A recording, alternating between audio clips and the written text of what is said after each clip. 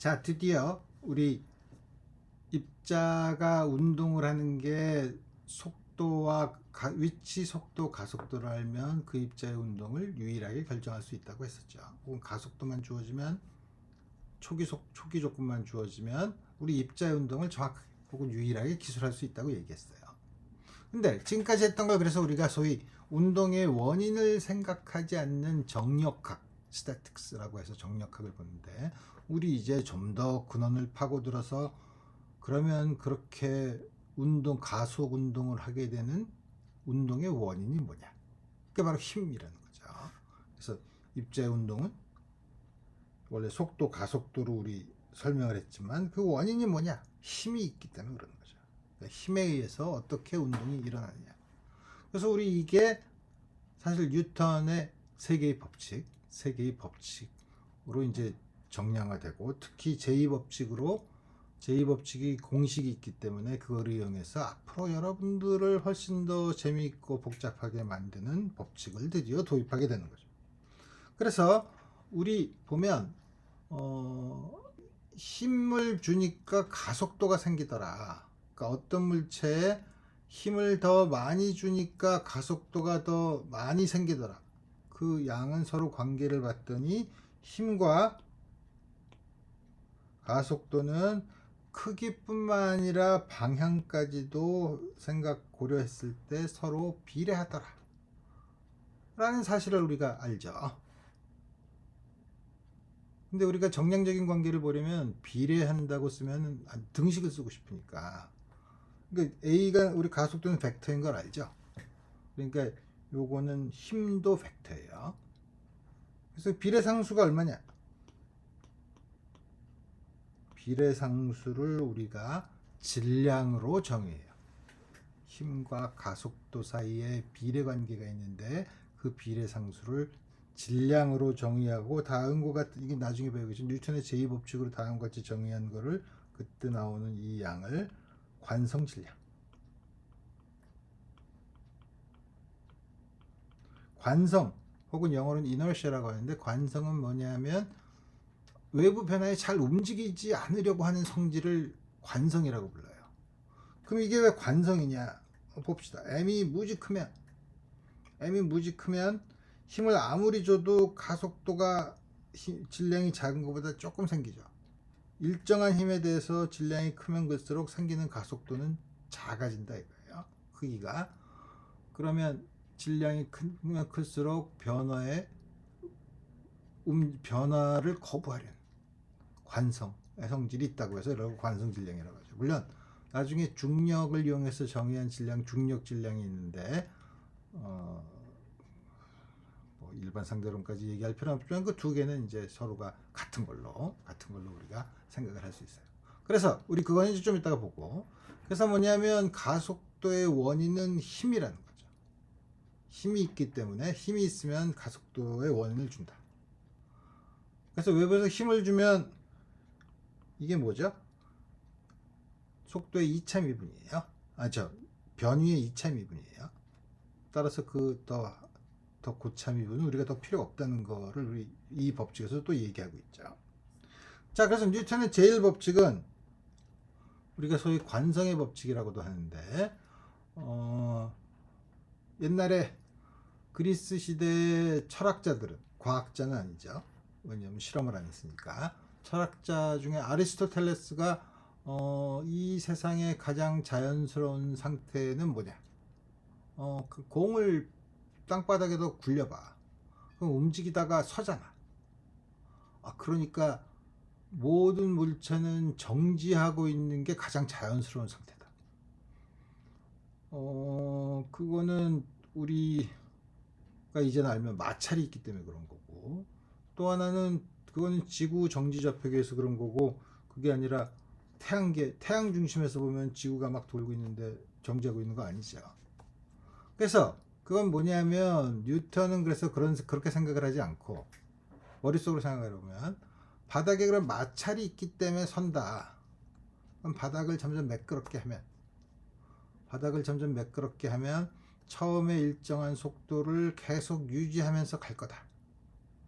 그래서 물체에 힘이 작용하지 않으면 물체의 속도는 변하지 않는다 이거야. 움직이던 물체는 계속 똑같은 속도로 움직이고 정지한 물체는 계속 정지해 있다는 거죠.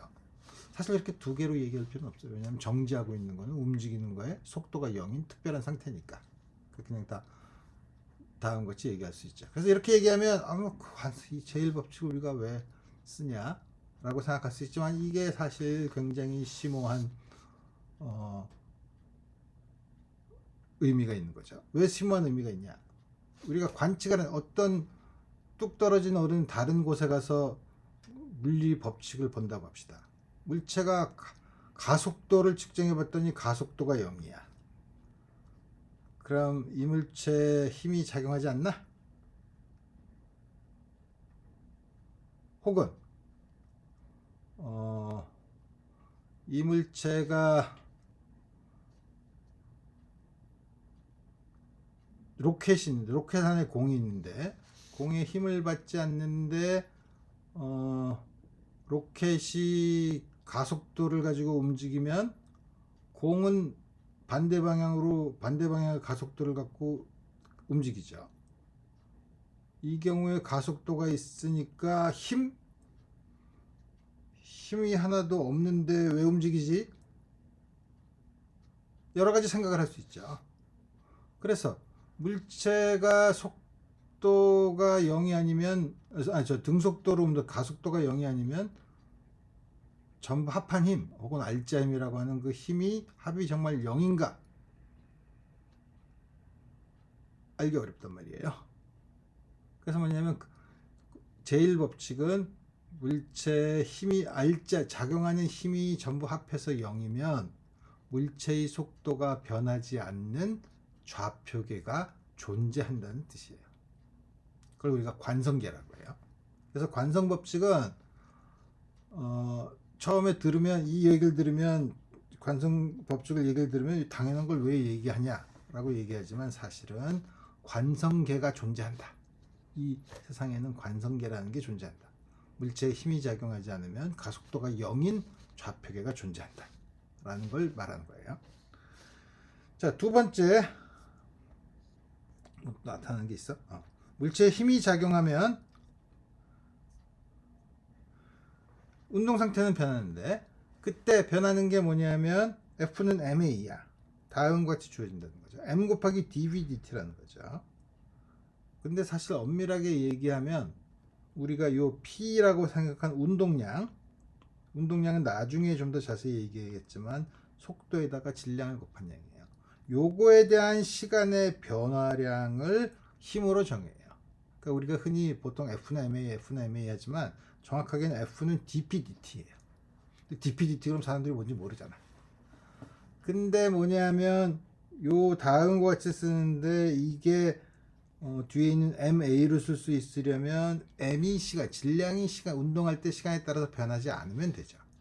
근데 우리가 앞으로 다룰 대부분의 문제는 운동하는 동안 질량이 변하지 않을 텐데 물론 우리 어떤 경우를 보냐면 질량이 변하는 경우도 다뤄요.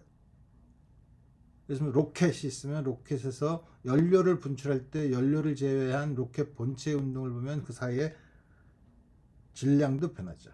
그래서 그때 힘은 질량도 변하면은 사실 다음과 같이 써야 되죠.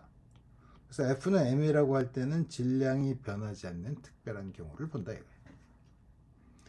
자, 우리 새로운 물리량을 도입했으면 항상 SI 단위를 쓰는데 SI 단위는 우리 먼저 보면 질량 곱하기 가속도죠. 그래서 1kg m per second square예요.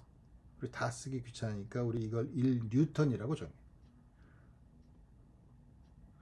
이거 뉴턴 법칙의 뉴턴 아닌가요? 그렇지. 근데 뉴턴의 사람 이름은 고유명사니까 대문자로 쓰지만 단위는 요걸 소문자, 첫자를 소문자로 써서 다음 같이. 그래서 우리 뉴턴이라고 하고 다 쓰기 귀찮잖아. 그래서 이거를 대문자 n으로 써서 쓰고 뉴턴이라고 읽으면 돼요. 그래서 우리 지난번에 차원 분석을 한 것처럼 F의 차원할 때는 이렇게 꺽수의 가로를 쓰고 질량 m, 길이 t의 마이너스 2승의 차원을 갖고 있는 거죠. 뉴턴의 제3법칙. 이제 이건 할 거면 작용 반작용의 법칙이라고 얘기하는데, 물체 A와 B가 있는데 A가 B에 작용하면 힘을 작용하면 B도 A에 같은 크기의 그다음에 반대 방향으로 힘을 작용한다는 거죠.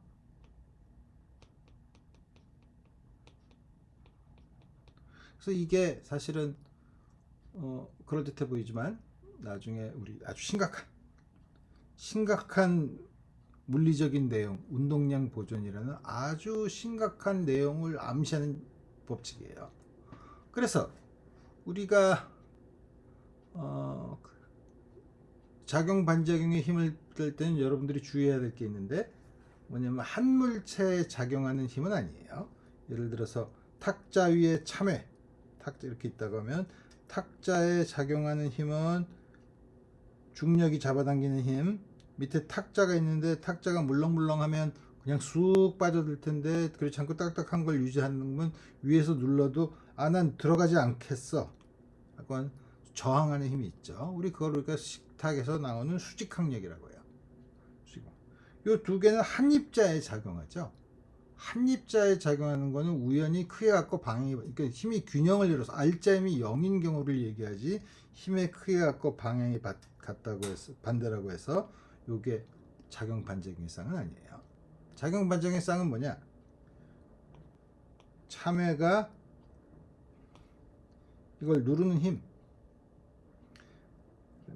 그 다음에 그래서 지면이 받치는 힘, 방향을 이렇게 겹치는 걸 헷갈리게 하지 않기 위해서 여기에 작용, 똑같은 얘기인가? 여기에 지금은 이건 아니죠. 이거는 여기에 작용하는 힘이 아니라 이 물체가 이렇게 누르면 이 물체가 참외에다 이렇게 준다는 거죠. 약간 헷갈리나? 물체가 주는 힘?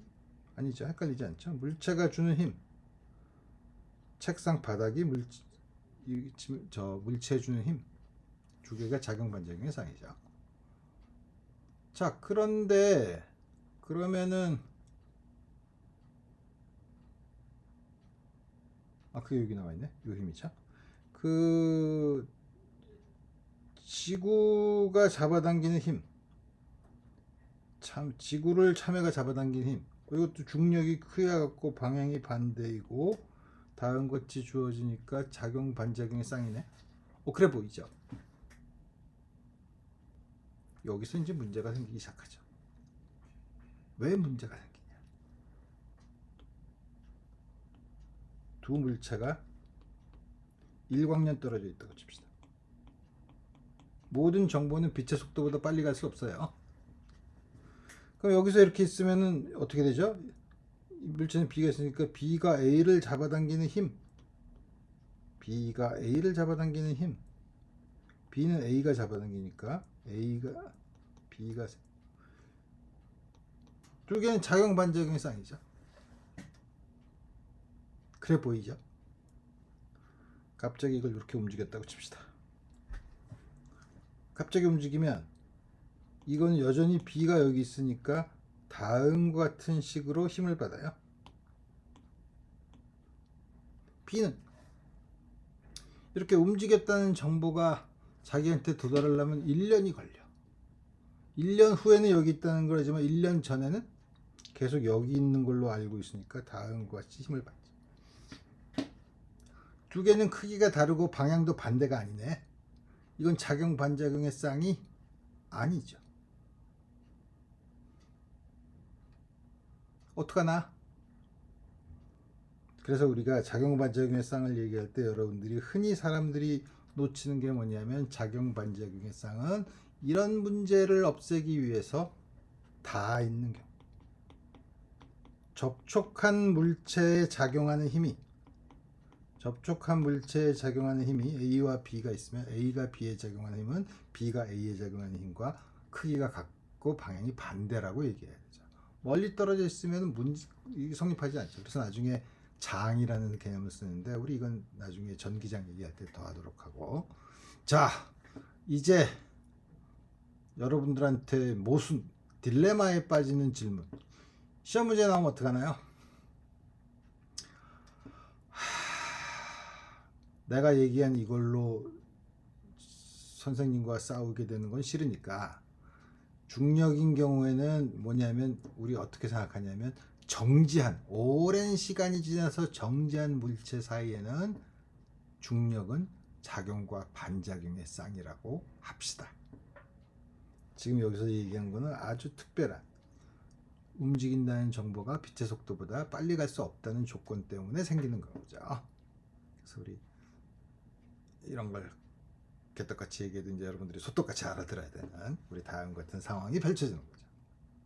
자, 그래서 우리가 다음과 같은 경우가 나타나는데 그럼 힘이 어떤 게 있냐? 힘이 예를 들면 중력 혹은 용수철의 힘, 토막이 여기도 중력, 테이블이 위로 올리는 수직항력, 그다음 마찰력은 요거 다음 챕터에서도 자세히 배우고, 줄의 장력, 줄이 잡아당기는 힘. 도르래는 이 크기를 무시할 수 있고 질량을 무시할 수 있고 마찰이 없다고 가정하면 도르래의 역할은 장력의 방향을 반대로 해요. 그래서 요거는 줄이 물체를 끌어당기는 힘, 줄이 손을 끌어당기는 힘, 서로 작용 반작용의 쌍이죠. 그래서 앞으로 도르래 문제를 보면 도르래가 있으면 줄이 잡아당기는 힘, 손이 잡아당기면 줄이 잡아당기는 장력, 다음과 같이 있다 이거예요. 그렇지만 이렇게 힘이 여러 가지가 있으면 세상에 나타나는 힘이 여러 가지 종류가 있냐? 그렇지 않아요. 세상에 나타나는 힘은 기본적인 힘은 4개밖에 없어요. 그 다음에 우리 일반 물리에서는 원자핵보다 큰 곳에서 쓰기 때문에 원자핵 내부에서 일어나는 강한 상호작용, 약한 상호작용을 빼면 중력과 전자기적인 힘이 가장 기본적인 힘이에요. 그래서 어떻게 되냐? 그럼 이 장력은 어떻게 일어납니까? 장력은 물체가 실이 주어져 있는 분자들을 보면 분자가 안에 원자 안에 원자핵과 전자들이 다 이렇게 결합이 돼서 중성을 이루면서 여러 전기적인 힘이 있어서 전기적인 힘이 이거를 잡아당기면 물체 사이의 거리가 좀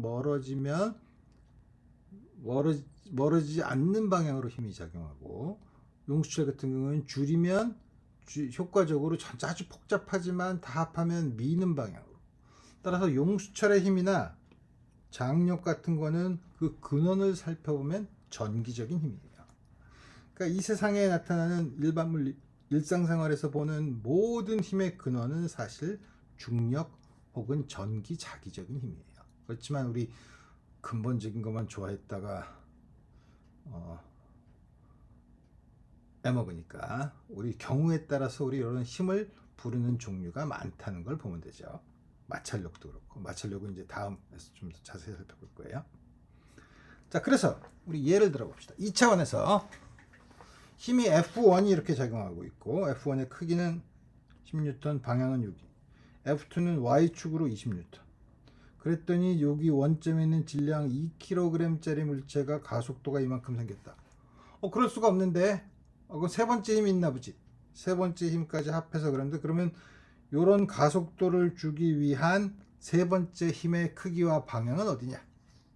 그러면 우리 당연히 세 개를 다 더한, 우리 이거를 알짜 힘이라 그래요. 다 합한 더한 거. 그게 m 곱하기 a가 돼야 되니까 우리가 모르는 F3는 다음 거죠. F3 x 방향은 요거. 여기다 다 집어넣으면 x 방향 이렇게, y 방향, 그래서 xy 성분을 힘의 F3의 y 성분을 나타낼 수도 있고, 혹은 극좌표 형식을 써서 크기와 각도로도 표현할 수 있어요. 그러니까 다음과 같이 소리 쓸 수 있다는 거죠. 그래서 우리 이제 여러 가지 문제를 풀어볼 텐데, 여러 가지 유형의 도르래 문제를 풀어볼 거예요. 도르래 문제를 풀어보는데 제일 먼저 다음과 같이 있는 경우, 하나는 매달려 있고 도르래로 연결돼서 하나는 마찰이 없는 면에 있는 경우, 이때 다음과 같이 주어져 있을 때 이 윗면에 있는 건 질량이 m, 라지 m, 요건 스몰 m이라고 할 때, 이때 가속도는, 이때 우리가 많이 쓰는 물체를 분석하기 힘드니까 많이 쓰는 게 자유물체 그림이라는 걸 써요. 자유물체 그림이라는 게 번역이 그지 같은데, 자연물체가 사실은 영어를 그대로 하는 수였지. free body diagram이라고 하는 건데, free body라는 건 뭐냐면 우리 신경 쓰지 말고, 물체가 복잡하게 생긴 거에 신경 쓰지 말고 나와 있는 거를 그냥 점으로 표시하자는 거예요. 그래서 여기 나와 있는 걸 점으로 표시하고, 그 다음에 그 물체에 작용하는 모든 힘, 여기는 이게 뭐죠? 중력? 꽉 누르는데 바닥에 안 눌려지니까 일반 수직항력, 그 다음에 줄이 잡아당기는 힘, 요게 힘, 요거는 중력, 장력을 받아서 A로 내려오고, 이건 A로 움직이죠. 다음같이 두 개를 따로따로 분리해서 계산을 하면 제일 좋아요. 분리해서 계산하면 문제가 있지 않나요? 다만 둘 사이의 관계를 봐야죠. 둘 사이에 무슨 관계가 있냐? 줄은 안 늘어난다 이거야.